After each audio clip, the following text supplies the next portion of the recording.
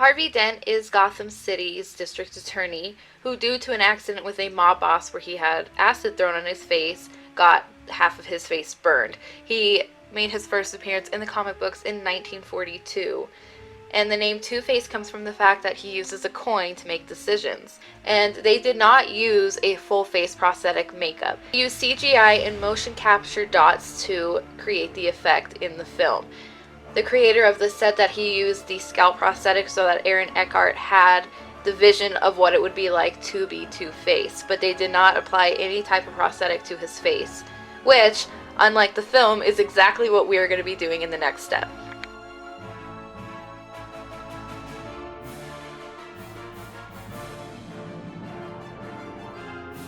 Okay, so we are here for the second part of the video, which is going to be making the prosthetic. I have two camera angles. I have one that you can see very close up of the head, and I have this second one so we can kind of chit-chat together.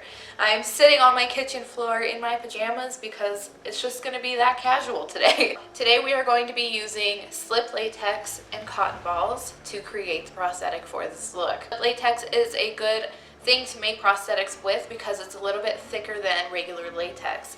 Slip latex contains some clay slip in it, so it's not just straight latex, and it'll make things a little bit thicker. It'll make things easier to kind of mold and mess with. It doesn't dry immediately, and so it's a really good option to start with when you're doing prosthetic pieces. Obviously for this you're going to be wanting a reference picture. Make sure that you have one available so that you can continually look at it and make sure that you're doing things right. So I'm going to pour some of the slip latex on a paper plate because I find it easier to work with. So because it's going to be on this side of the face, I'm going to just take my fingers, I find this the easiest way, and I'm going to start on the eyebrow bone.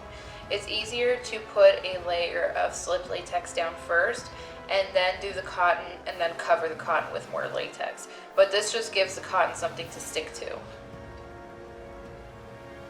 This isn't a very thick prosthetic, which is actually really nice. The thickest part is going to be around the mouth area where you can see the lines in his face and where the teeth are going to be. You need to make sure that that's going to be pretty deep, but the rest of it is actually going to be pretty thin, which is great for us. So I'm going to be taking a thin layer of cotton. I just kind of get rid of the chunky parts. I'm going to thin it out a little bit, and I'm going to put it right on top.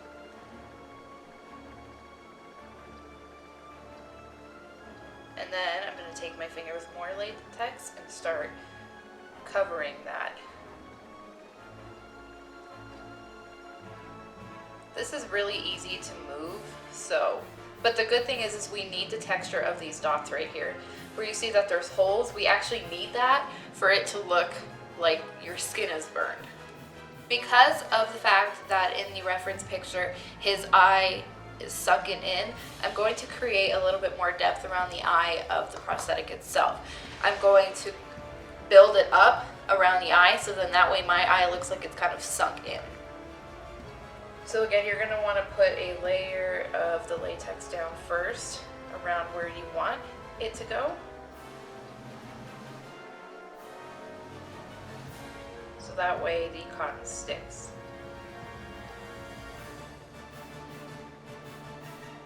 Start creating the circle. I think people get kind of scared to make prosthetics because of the fact that it looks intimidating, but it's honestly a little bit easier than you think. So again, I'm just kind of creating the hole with a little bit of cotton.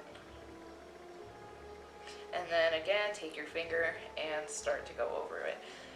What I like to do is I kind of like to pat over the top because as you can see it's sticking to my finger, so it's wanting to kind of pull up. So it's just easier to get that top layer so it becomes a little bit heavier and then you can work with it better.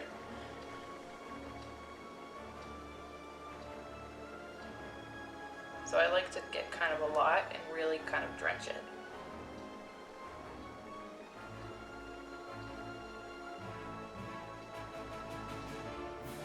See, it's starting to wet. It's starting to get a little bit more wet, and then you can start really working with it.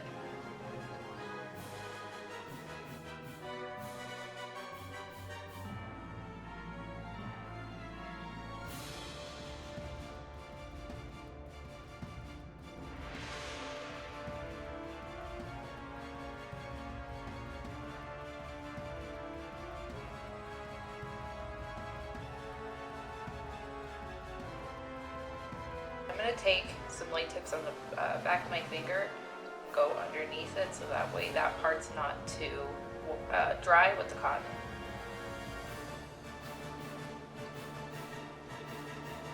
See, if you had used regular latex, you would already have an issue with this drying and you wouldn't be able to move it around as much.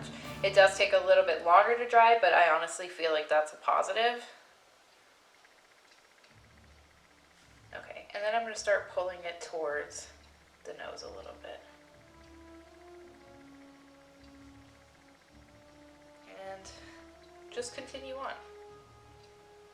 This is honestly, it's hard to be like there's a specific way to do this because it's all about looking at the photo and looking at what you're doing and shifting and fixing it by creating holes with your finger and really working the latex so it's thin and it looks natural and it's not going to be so thick and heavy on the face. So it's honestly about what you think looks best. And I think that's actually what makes it kind of fun. Obviously, I want to make it look as close to the movie as I possibly can. But it's not going to be perfect either, which is kind of the fun of latex. And so we need to create a pretty high cheekbone because then you have to do the effect of the jaw part sunken in again, just like we did with the eye. Where things tend to go like suck in, you need to make the area above it pretty thick and high so it creates texture to it and depth.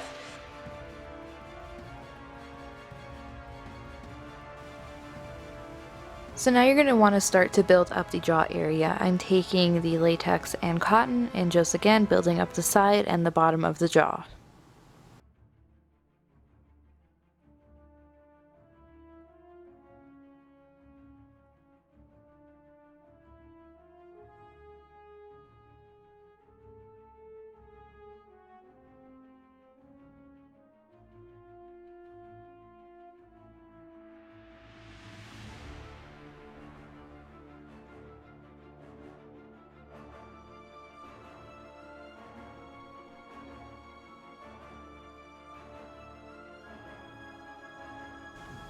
I then am taking a toothpick and I'm using that to pull at the edges of the jaw so that way it creates a little bit more depth and I can get inside that jaw area with some dark shading and it'll actually help a lot in the application process.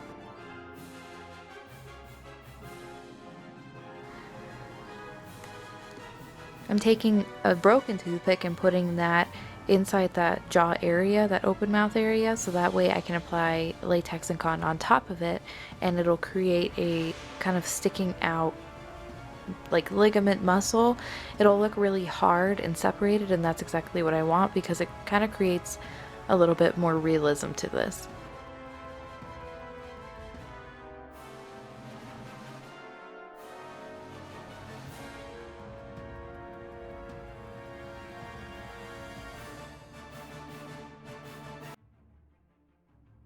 To create a little bit more realism, I'm actually going to be taking some latex and cotton without the toothpick, and I'm going to be taking a separate toothpick and start pulling at the edges of it, so that way it looks really thin and torn, and you can kind of see through it, because when you look at the picture, that's kind of what's happening with that area of his jaw.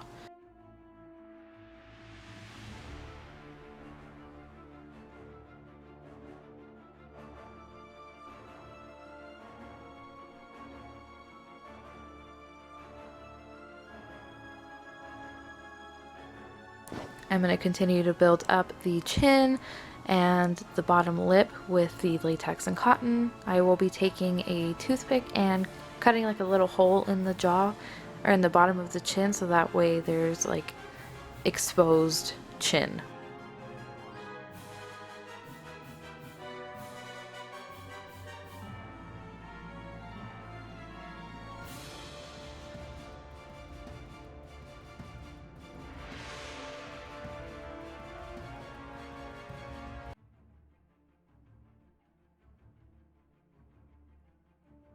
And then I'm focusing on the top lip. In the picture you can see that his top lip kind of goes up, and so I will be taking a toothpick and creating that little hair lip kind of thing. I don't know how to really describe that right.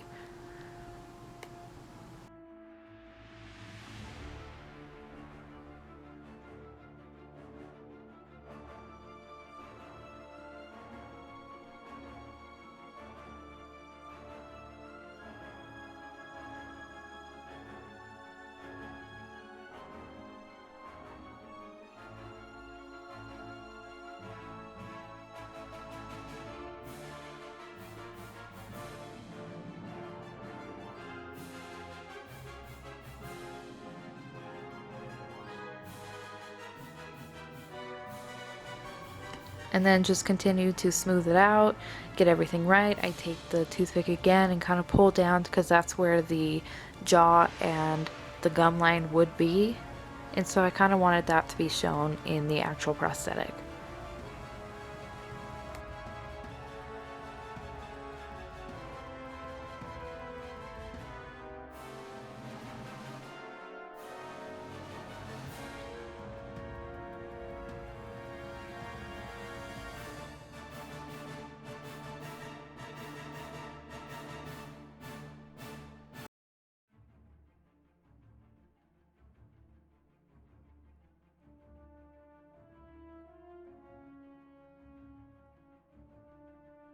I'm taking the cotton and latex and just kind of building down the neck and up the head a little bit, so that way when I apply it, it blends a little bit better. I usually like to let this set overnight, and that's exactly what I'm going to do. So we will come back for the process of teeth making.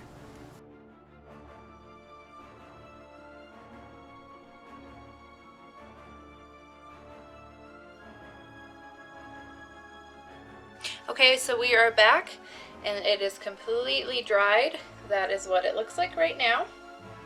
The next thing that we're going to be doing is we are going to be making the teeth. The best thing that I can think of to use for the teeth is Instamorph. Instamorph is tiny little plastic beads that you put in hot water, and then once they turn clear, you can use that to mold things, and then they dry hard like plastic. A warning for everyone, please be careful when using Instamorph. Instamorph is hot plastic, so make sure that the water is not too hot that you're going to burn your hands. Just use caution, be smart, especially if you are a child watching this for some reason, wanting to make this. Have adult supervision. Do everything that you need to do to make sure you are safe and careful. There are warnings on the back that say do not heat water above 150 degrees Fahrenheit as it increases the risk of burns. When warm, it may stick to certain types of materials. Keep finished creations away from extreme heat. Okay, so I pulled the plastic out. As you can see, you can really mold it. I'm going to just take small parts of it and then dunk whatever's sticking out back in the water. And I'm going to start to try to make little teeth out of it. I want to do front teeth first. So I'm trying to make this small so it looks human-like. And then if you need to heat it up, you just stick it back in the water. And I'm going to mush these together so that way it's a flat texture and you can't see the beads. And then I'm going to fold it.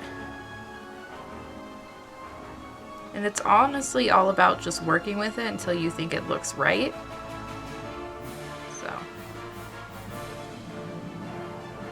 So I'm going to use this as reference so that I know how big I want them. Like, I think that's a pretty good front tooth. It doesn't seem too big, and I'm pretty happy with it. So I'm going to continue. I'm going to make about 5 teeth here and 5 teeth here. So we're going to make 10 in total.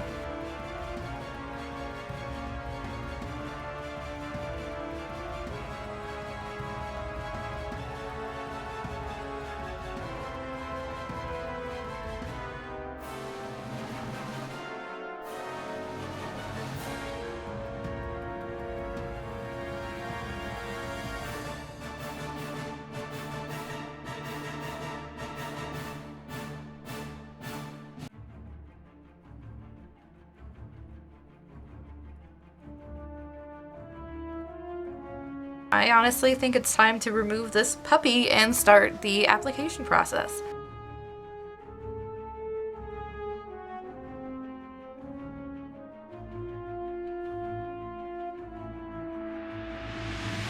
Okay, so now it is time to take this off, which is the most nerve-wracking part, but there is a specific way that you need to do it. The easiest way to remove something from like a head or a face cast is a powder brush and powder. So what you're gonna do is get some powder on the powder brush. Okay, so I'm turning this so you can see it, but I've already kind of started to peel this up, and what you're gonna do is as you peel, I need to get a little bit more, and you pull up, you're gonna take your powder brush and shimmy underneath it. The entire time you take this off, make sure you are wiping powder underneath it, because if you don't, this is just gonna stick to itself, and then you're gonna have a hot mess. So, like, as you pull, take it and make sure everything is powdered underneath it. It's gonna be kind of a while like to take this off, but it's worth it. So do it as carefully as you can. Lift and powder. And just continue that process as you peel it off.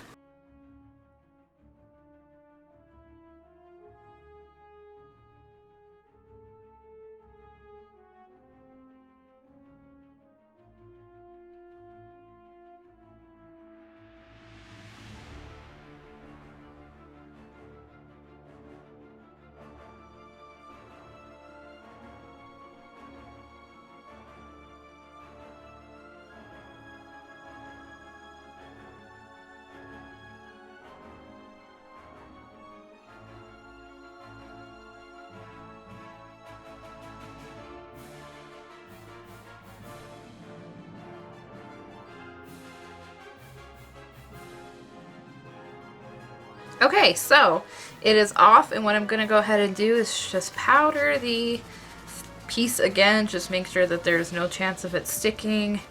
I'm gonna kind of powder the front, and it is removed. So now we're gonna go ahead and apply it.